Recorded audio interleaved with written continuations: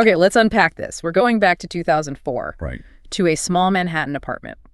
And that, of all places, is the starting line for what becomes a multi-billion-dollar fashion empire, Tory Burch. And it wasn't coming out of Paris or Milan, with all that history. No, none of that. It started small here in the U.S., and yet somehow 2 decades later, it has this incredible, unwavering loyalty. Yeah, and the location, that apartment, is less important than the realization that came out of it. What was that? We're talking about a brand that really earned trust over that traditional idea of luxury prestige. And it wasn't by being louder or more exclusive, right? Exactly, not at all. It was because it solved a profoundly practical problem for modern American women, how they actually live and work and move through the world. That's such a key distinction. Traditional luxury, it sells a fantasy. It's about distance. Aspiration. Yeah. Tory Burch was all about proximity, about utility and reality. And the source material we looked at just nails this. If you're selling a fantasy, you have to focus on spectacle. But if you're selling utility, it all comes down to reliability. And that's our mission for this deep dive, isn't it? It is, to really understand why trust became, in a way, the most powerful form of luxury, especially in an age that's just defined by visual excess and so much noise. And using Tory Burch as our case study for that, it forces us to ask a really interesting, maybe even a dangerous question for the whole luxury industry. Which is? What does money actually mean to women who earn it themselves? Right. If it's not just for, putting on a show for other people, then what's the internal emotional return you need from a premium purchase? Exactly. So that's what we're going to examine. The financial choices, the strategic decisions. And that design philosophy, which is just subtle genius. Yeah, that allowed the brand to build what the sources call a trust contract with its customers. We're going to see how they just stepped away from chasing runway buzz and focused completely on stability. And on everyday support. Let's jump right in. Section 1. Redefining value in design. So pillar 1 is redefining money. Historically, luxury brands were all about creating distance, right? Financial, emotional. The price tag was designed to keep most people out. They sold a dream you couldn't quite reach, and that unattainability was the product. And Tory Burch just flips that on its head. Completely reverses it right out of the gate. Yeah. And it's with this pricing strategy that the sources call the uncomfortable middle ground. I love that term, the uncomfortable middle ground. What's the psychology behind that? Well, it wasn't cheap enough to be disposable. Yeah. It still felt like an investment. Okay, so it has value. But it was deliberately not so expensive that it felt ceremonial. You didn't have to wait for a birthday or a big promotion to buy it. It was positioned for regular, repeated use. So it's made to be used. At work, on planes, in real life. Right. The professional American woman, whether she's in law or finance or media, she sees money as capital. Not as something to just light on fire for a moment of status. Exactly. She wants a practical return on that capital. And that's where the genius of this accessible luxury model becomes a trust contract. The brand wasn't selling like an escape from her busy life. No, it was selling reinforcement of that life. Yes. So when a customer bought, say, the iconic Riva flat, they weren't buying something to display in a closet. No, they were buying a tool, a practical symbol of their success that they could literally wear until the soles wore out. And that ties right into the mental math of cost per wear. Oh, absolutely. You feel financially intelligent, not financially exposed. Because if you see, a 5-figure designer bag, you might love it, but you're also anxious about using it. You feel, in a way, punished for actually using the thing you bought. Right. If you spend $5,000, you're constantly doing that math in your head. But if you spend $500 on something beautiful and durable that you use 50 times a year, that anxiety it vanishes. And what's so fascinating is that the deepest luxury for this customer wasn't being seen spending the money. It was feeling at peace with how the money was spent. Which is a huge psychological relief. And that financial philosophy, it just flows directly into the design. Which brings us to pillar 4, empathy in design, or what we're calling permissionless confidence. Yeah.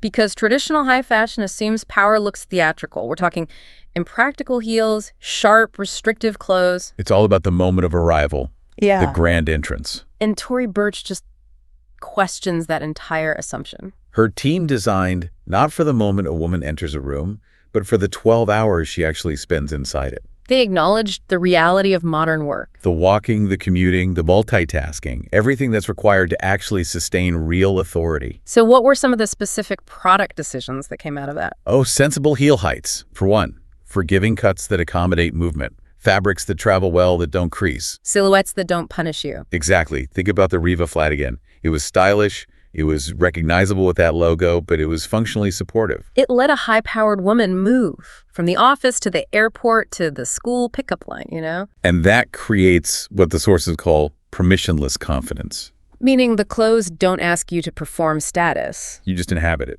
comfortably. The clothes become infrastructure for your success, not a costume you have to put on. That's it.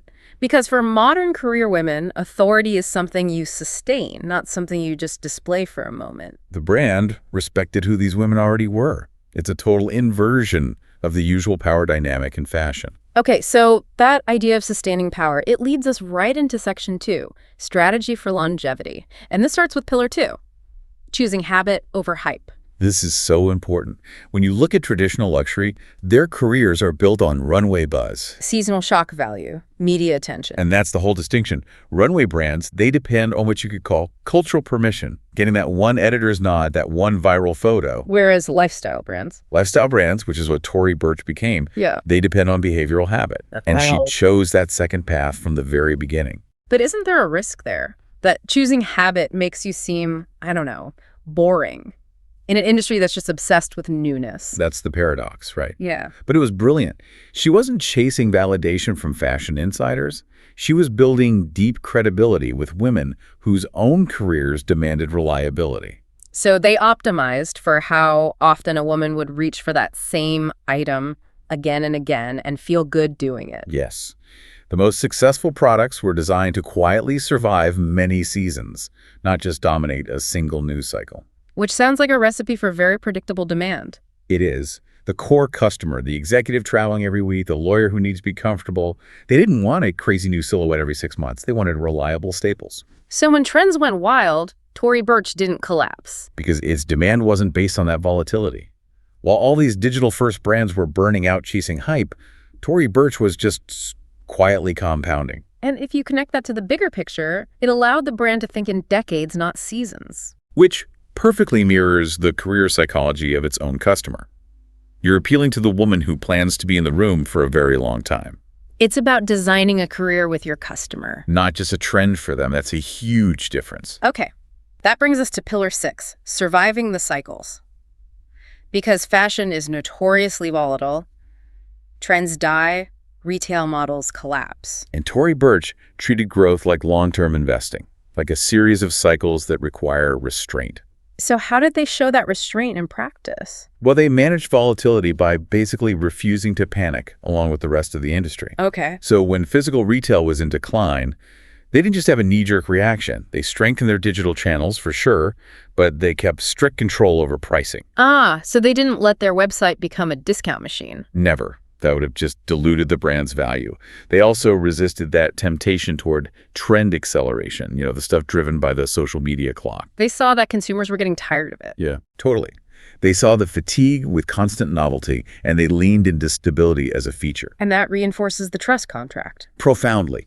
Customers never felt abandoned by some sudden reinvention or desperate pivot. In a culture that is just defined by burnout professional, emotional, financial identity, the brand's steadiness became its strongest signal. When everything else feels disposable, stability is the real luxury. It's invaluable. Shifting now to section 3, the infrastructure of trust. This starts with pillar 3.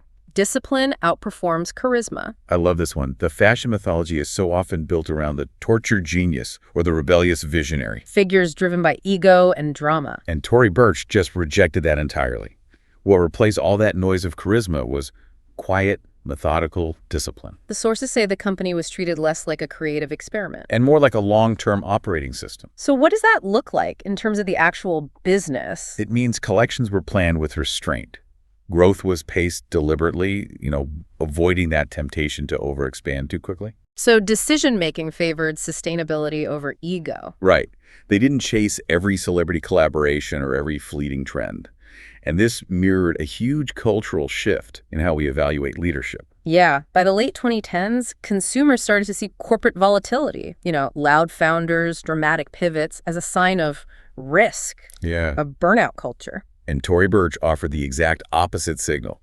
Stability in leadership meant the brand itself felt dependable, almost boring, and that was the whole point. Consistency becomes the message. And that translates into psychological safety for the customer. Psychological safety, that's a powerful idea. It means the brand is one you can sort of mentally outsource decisions to. Yes, knowing it won't suddenly embarrass you with a massive identity crisis or a drop in quality. The discipline allowed them to scale without breaking the brand, which is something charisma rarely does. Precisely.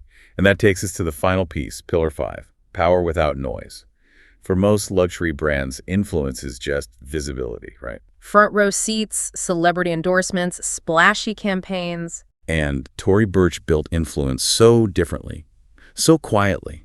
Let's talk about the foundation. In 2009, long before this was trendy, she launched the Tory Burch Foundation. And it wasn't about, funding a fashion school wing. No, it was very unglamorous. It was focused on the practical reality of financial independence. Helping women access capital. And education and long-term economic opportunity. We're talking microloans and business training. It's infrastructure, not glamour. That's credibility through direct alignment. Most luxury brands, they speak to women. Very few invest directly in their financial independence. In their ability to generate their own wealth. And by focusing on capital, the foundation aligned the brand with the actual sources of power in its customers' lives, their income, their autonomy. And that creates this powerful feedback loop. Yeah. As women build stronger financial footing, their relationship with the brand built on trust and stability, it just got deeper. It wasn't trend-chasing activism. It was sustained, targeted infrastructure. It influenced the lives behind the clothes. Where real power is actually formed and protected. That kind of influence doesn't just fade away after a season. So when we put it all together, what's the big takeaway? I think synthesizing all this, the core lesson is about the compounding power of trust.